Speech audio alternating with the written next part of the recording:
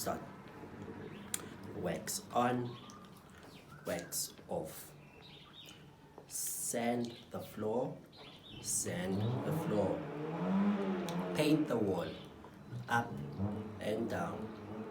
Paint the wall, left to right. And don't forget to breathe in between. Now those are the 4 techniques, inclusive of breathing, that were given to Daniel LaRusso when he had asked Mr. Miyagi to teach him the art of karate.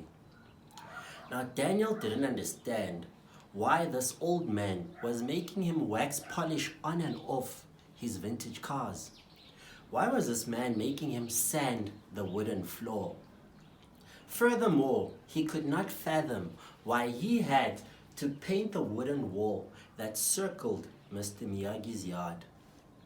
But little did Daniel understand that karate lived in everything that he did, much like Toastmasters lives in everything that we do.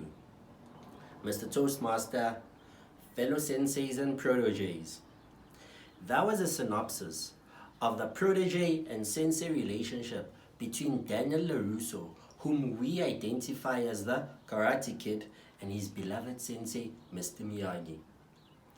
2 different individuals from 2 different backgrounds who were brought together by different needs that they needed to fulfill within certain aspects of their lives. Now for Daniel, it was the need to learn the art of karate as a means of defending himself from the local bully and to enter the community martial arts competition. Now for Mr. Miyagi, it was to transfer the knowledge and the skills and the art of karate to a worthy young individual. Now once upon a time, I was but a small human being. Much like you, I missed something, I forgot. Should say, once upon a time, like everyone in this online room, I was a small human being. But what differentiated me from you was that I had a pocket full of indirect mischief tactics. Tactics that range from selling sweets at school without a permit, or randomly playing tricks on my fellow mates, tricks I shall not name, or being part of a gang that would go around the neighborhood stealing peaches from peach trees. And as I grew a little bit bigger, that is when I met my own Mr. Miyagi. Mr. Miyagi that went by the name of Kolani Musa. He was not kind and friendly like Daniel's Mr. Miyagi. He was harsh, and he had unorthodox ways of teaching us how to function as a unit during a soccer match. He would make us run laps, more laps than we could count with our fingers and toes combined. He would make us jog circles around coals, do push-ups, do sit-ups, and any other activity that built endurance. And while everyone in the team thought that this young opposite version of Mr. Miyagi was a bully that wanted to show us one hell of a gruesome time on the soccer field. But little did we know that in that period of action, our visions were short-sighted because we could not see what it is that he was teaching us. You see, he had been there before, and he knew the importance of endurance between a 90-minute plus soccer match. Now, let alone that, he taught me how to command the defense and to be the 12th player in a team of 11. He became my directly indirect mentor. Fast forward, I'm now leaving high school. I'm a bit bigger.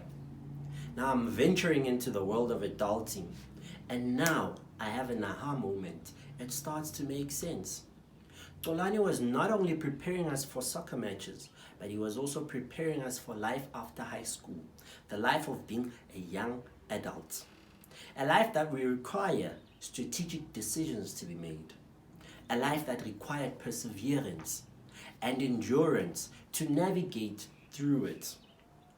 Now that is when Xolani became a loved and most cherished Mr. Miyagi. Much to what Toastmasters does for us. When we join Toastmasters, we get allocated what I could call a sensei. A sensei that will help us navigate through the journey of Toastmasters by helping us prepare for our speeches, by volunteering us for roles that we can fill during events or roles that we can assume as leaders, and also recommending that we visit other Toastmasters clubs to enhance our Toastmasters experience. Now, all the while doing that, they provide us with feedback on how we can do better in the next challenge that they present to us. Now, senseis are an integral part of Toastmasters, whether it's a new Toastmaster or a long-standing Toastmaster. A new Toastmaster who sets the goal to achieve their DTM accolade, and a long-standing Toastmaster who just needs a nudge for them to achieve their DTM accolade. Now, as a sensei or protege, I'd like to share 3 tips with you. First tip: when you are a sensei, when you respect the sensei's time, you will get value for their time as a mentor, as a protege. When you embrace the sensei's feedback, your growth will be witnessed in proportion to the embraced feedback. And when you put your heart and soul into being a protege, you too will learn how to be the next sensei for the next Karate Kid. Now, it is said that when the student is ready, the universe will provide a sensei that will teach them how to wax on and wax off. Mr. Toastmaster. Yeah. Okay,